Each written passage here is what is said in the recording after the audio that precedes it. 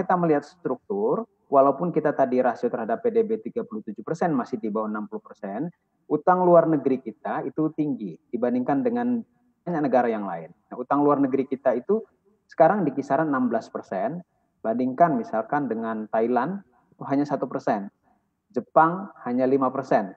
Padahal Thailand itu dari sisi proporsi terhadap PDB utangnya kurang lebih seperti kita, 30-an%. Jepang bahkan 217% ya proporsi utang terhadap PDB-nya. Jadi jauh, tapi utang luar negerinya sangat kecil. Nah, ini penting karena utang luar negeri ini salah satu indikator yang melihat yang menentukan kerentanan ekonomi suatu negara, dan saya rasa badan-badan dunia sudah memperingatkan kita tentang hal ini.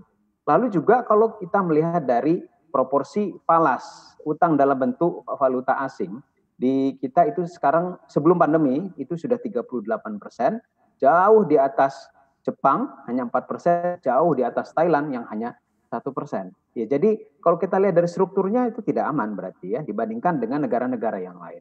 Begitu juga kita kalau bandingkan antara pertumbuhan utangnya dengan pertumbuhan penerimaan, karena tentu saja logikanya kalau kita ingin nambah utang berarti mestinya penerimaannya juga mesti nambah, tumbuhnya bahkan kalau mestinya lebih baik supaya kita bisa nanti mengembalikan utang tersebut ya.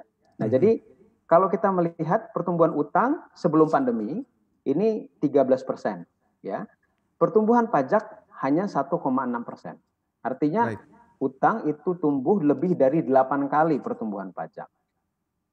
Sementara kalau kita lihat Malaysia misalnya, pertumbuhan utangnya 8% sebelum pandemi, pertumbuhan pajaknya 4%. Jadi 2 kali. Jadi kalau tadi kita lebih dari 8 kali, Malaysia hanya 2 kali, Jepang malah lebih besar pertumbuhan pajaknya, 6%, pertumbuhan utang hanya 3%. Nah, jadi kalau melihat dari itu, dari indikator yang itu, berarti dari sisi kemampuan kita untuk mengembalikan, itu berarti kecil dibandingkan dengan negara-negara yang lain. Jadi saya pikir ini perlu menjadi catatan. Baik, kita kaitkan dengan seretnya penerimaan pajak ini Pak Faisal. Karena memang sejumlah selain seret penerimaan pajaknya, sejumlah sektor juga dikatakan masih belum pulih imbas pandemi yang belum tahu kapan berakhirnya. Ya, ini bagaimana negara dapat memulihkan pendapatan untuk membiayai semua kegiatan ekonomi ini? Apakah terus akan menambah utang ke depannya?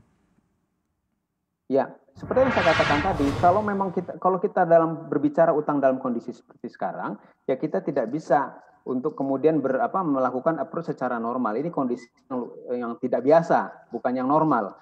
Jadi kalau kita mau mengejar misalkan pajak sekarang untuk mengurangi utang, ya tentu saja tidak tepat karena sekarang ekonomi itu sedang surut.